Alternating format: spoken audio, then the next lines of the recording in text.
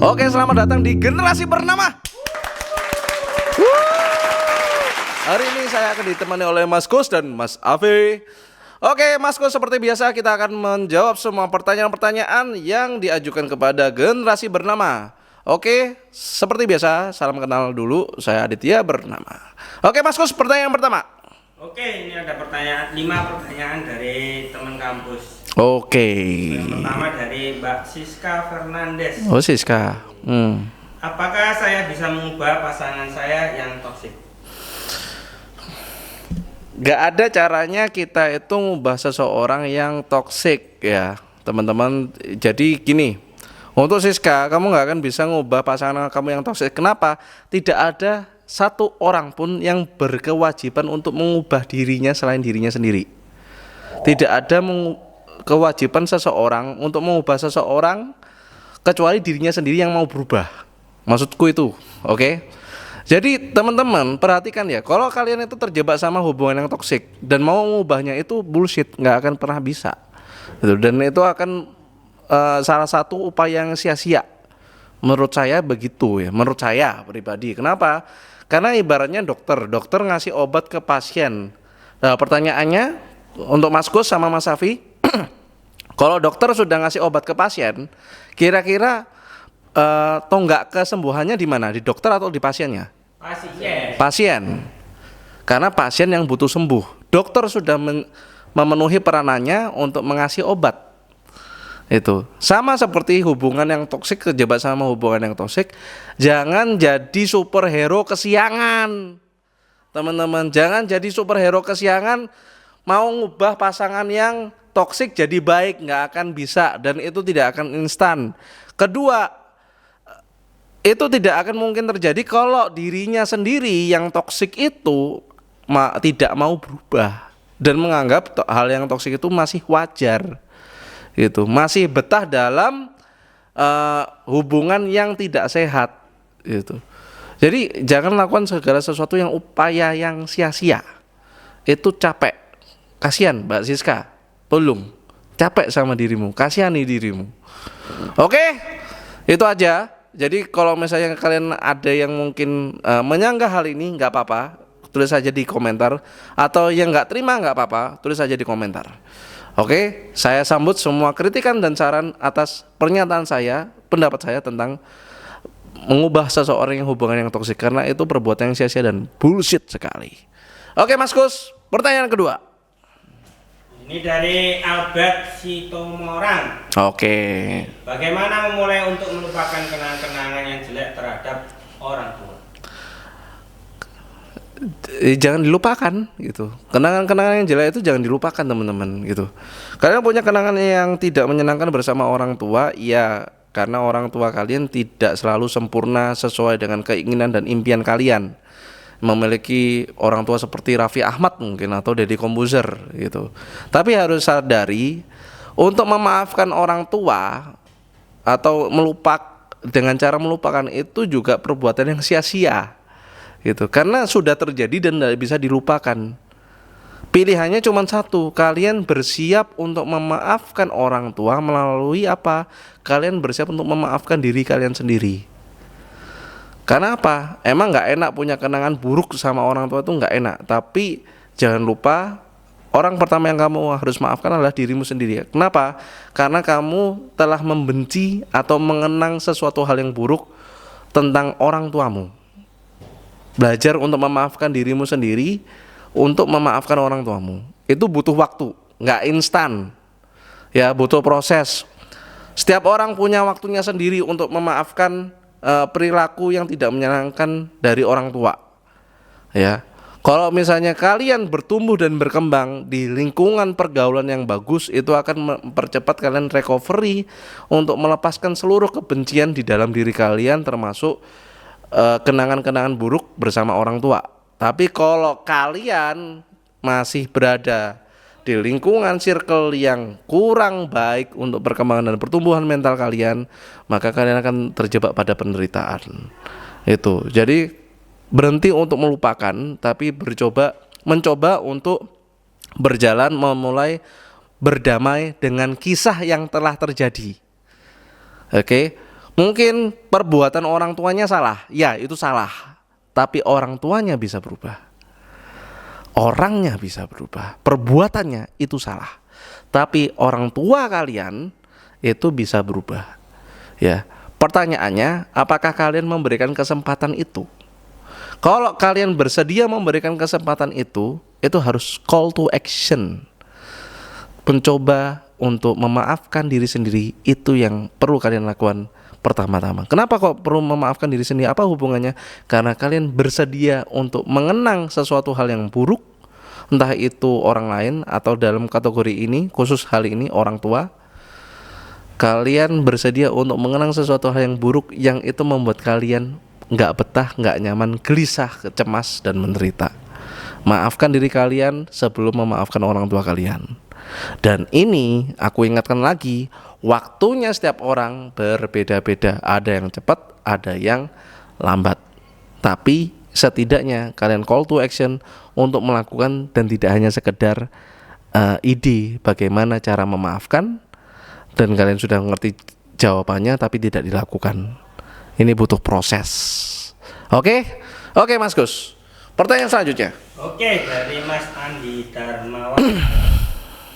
Saya selalu minder dengan pencapaian orang lain, tapi saya sadar jika saya begini terus akan membuat diri saya semakin capek. Bagaimana cara menjadi orang yang percaya diri? Wih, itu orangnya sadar tapi. Sadar.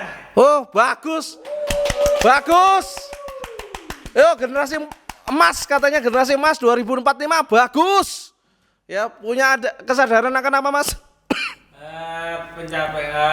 Sadar jika saya begini terus. Pertanyaannya, sadar. Akan membuat diri saya semakin capek. Oke, dia maunya apa? Bagaimana cara menjadi orang yang percaya diri? Oke, bagaimana jadi orang yang percaya diri? Latihan. Jawabannya saya simpel ya, latihan teman-teman. Kalau kalian nggak pernah mencoba segala sesuatu hal yang baru untuk memulai sesuatu, ya tidak akan pernah bergerak. Kalau kamu ingin percaya diri, maka latihanlah untuk mencoba sesuatu hal yang baru. Ya, tingkatkan pengalaman experience kamu untuk mencoba dan memulai sesuatu. Caranya gimana? Jangan memulai dulu untuk nimbrung di orang terus mulai membuat topik, jangan. Tapi mulai dulu kenali bakatmu, kenali dirimu, kenali kemampuanmu untuk bisa percaya dengan dirimu sendiri. Ya. Urusan percaya diri kalian bisa tampil di depan umum itu karena kamu percaya dengan kemampuan dirimu sendiri. Jadi kalau misalnya kamu udah ngerasa capek dan sadar akan hal itu, mulai belajar bagaimana membentuk diri supaya percaya dengan dirinya sendiri.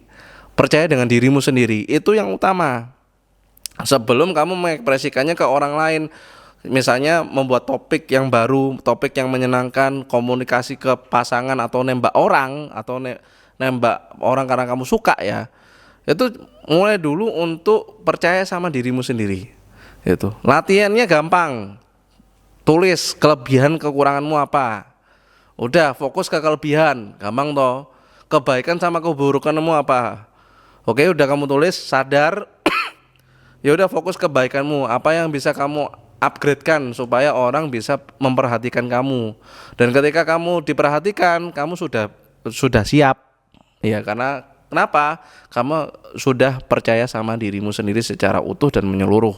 Pikiran, perasaan, tubuh sama energimu bekerja sama membantu kamu untuk bisa percaya diri sehingga kamu bisa call to attention ya, call to attention itu.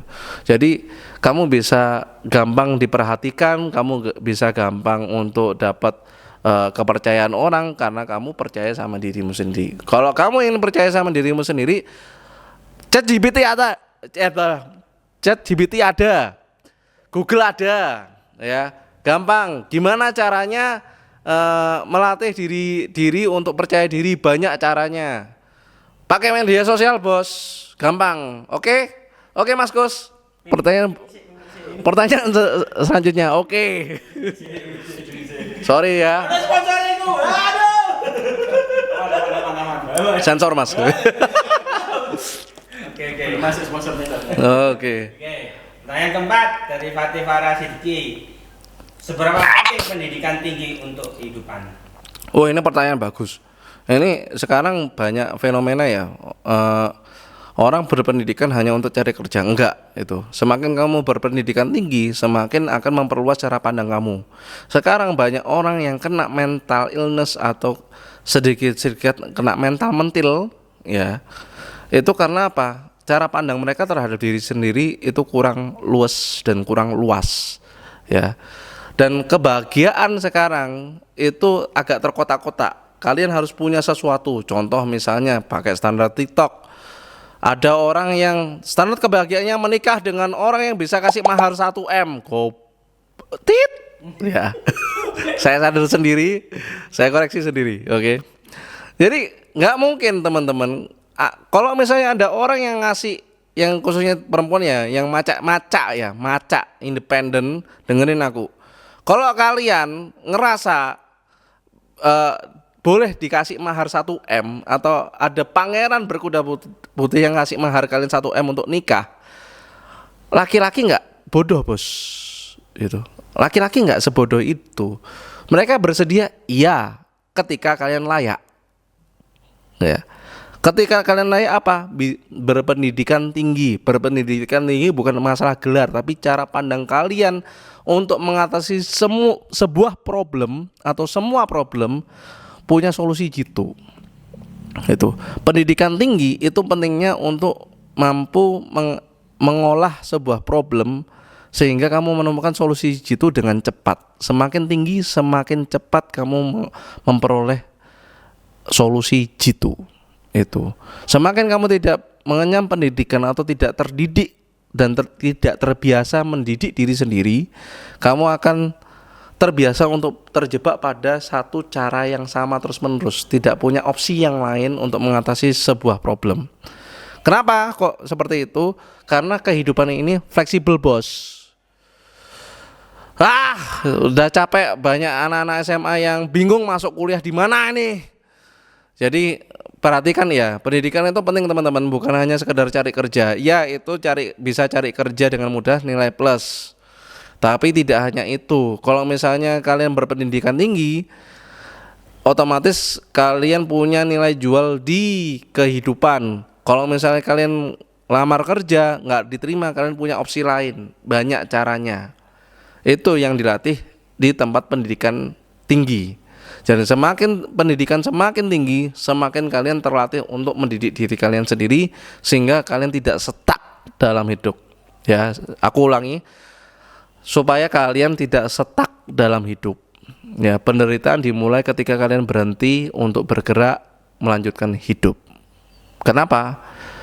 Karena kalian tidak terdidik dan tidak terbiasa terdidik. Itu. Semakin kalian berjuang mengenyam pendidikan yang tinggi, semakin kalian gampang untuk mendidik diri kalian dengan mudah dan fleksibel dalam retorika kehidupan ini, kayak gitu. Oke Mas Gus, selanjutnya. Aku agak berikut ya, sorry teman-teman ya.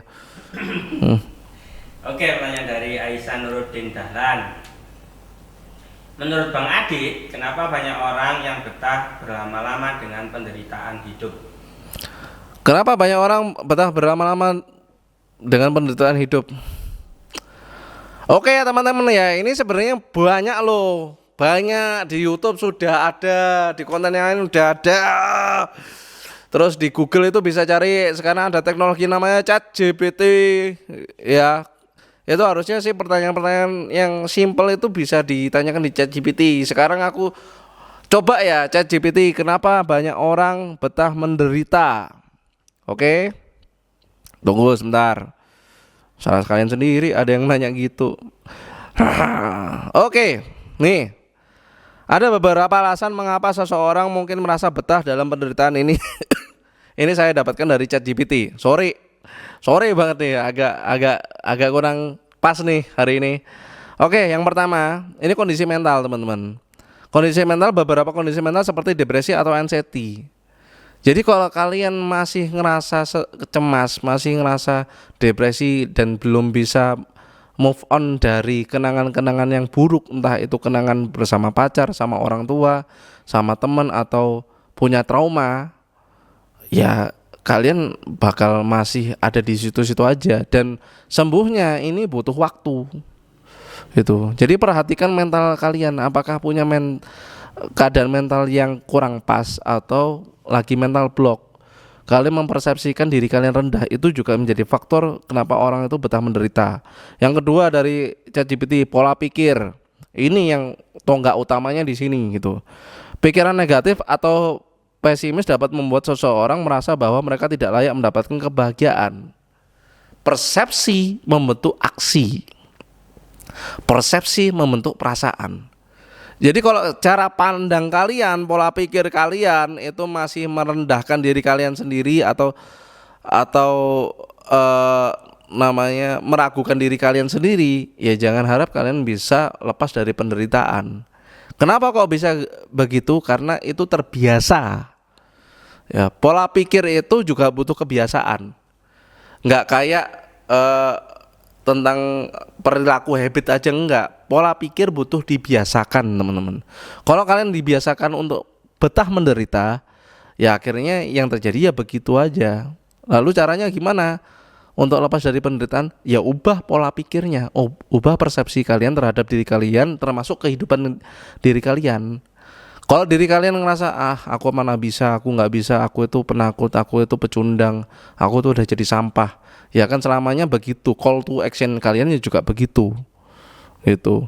Tapi kalau misalnya kalian punya pola pikir, oke, aku bisa, aku mampu, aku layak bahagia, aku layak kaya, aku layak mendapatkan apa yang aku mau, aku semangat, aku bisa meraih mimpiku dengan seksama tanpa perlu menderita, karena aku layak bahagia, karena Tuhan Maha Pengasih, Maha Penyayang. Pola pikir kalian terbiasa seperti itu, maka call to action kalian apakah malas-malasan? Tidak. Call to action kalian apakah jadi anak mageran? Tidak. Tapi menjadi orang yang mampu memanfaatkan waktu dengan sebaik-baiknya. Pola pikir itu akan membuat kalian beraksi, ya. Jadi supaya kamu lepas dari penderitaan adalah lepaskan pola pikir yang lama, ganti dengan pola pikir yang lebih menyehatkan, lebih memberdayakan diri. Pikirannya jernih, perasaannya bersih, tubuhnya sehat, dan energinya seimbang dalam kebaikan. Itu butuh latihan. Terus yang berikutnya, yang ketiga, ini pengalaman masa lalu. Ya, itu tadi trauma ya. Akibat trauma, ketergantungan. Ini yang banyak ya. Saya bahagia kalau ada dia. Saya bahagia kalau gini. Kalian menggantungkan kebahagiaan atau menggantungkan diri kalian dengan sesuatu hal untuk bahagia. Itu juga salah satu upaya yang sia-sia, teman-teman. Kenapa? Karena kebahagiaan itu sederhana. Aku ada teh. Ya, misalnya ini teh nih, ini teh. Ya udah, aku nikmati tehnya. Kebahagiaan itu hanya butuh kesediaan diri kalian untuk menikmati. Ya, tapi kalau misalnya ketergantungan, kalian hanya bisa makan ayam goreng tapi mintanya steak A5 Wagyu, ya kalian akan menderita. Kalian tidak akan bisa menikmati. Itu contoh simpel. Terus bahagia itu juga sederhana. Bahagia itu tidak harus bersama dengan orang lain yang kamu cinta, enggak. Bahagia itu juga bisa bersahabat baik dengan dirimu sendiri, tanpa ketergantungan atau bahasa kerennya itu kemelekatan. Ya. Hidup ini fleksibel, nggak ada yang kaku, nggak ada yang hasil akhir hidup ini. Kalau kalian masih melekat dan bergantung, maka ya aku ingetin sekali lagi ya, penyesalan itu lebih serem gitu. Karena hidup itu akan berubah, teman-teman. Hidup itu perlu kefleksibelan. Jadi seperti itu. Terus berikutnya, apakah ada kurangnya harapan? Ya, karena pola pikir, kurangnya harapan. Pola pikir kalian itu mental illness, terbiasa dengan mental illness tanpa membangun diri sendiri, membangun kepercayaan diri kalian, ya akan membuat kalian menjadi menderita terus-menerus dan tidak pernah bahagia. Jadi menderita atau bahagia ini pilihan, teman-teman. Kan boleh milih. Menderita itu nggak enak, bahagia itu menyenangkan. Banyak orang yang betah menderita, kenapa? Karena dia butuh diperhatikan. Ini harus kalian sadari. Oke? Itu aja dari saya.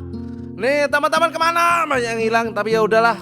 Terima kasih teman-teman tongkrongan generasi bernama. Saya Aditya Bernama. Wassalamualaikum warahmatullahi wabarakatuh. Sorry ya agak sedikit kurang fit. Dadah.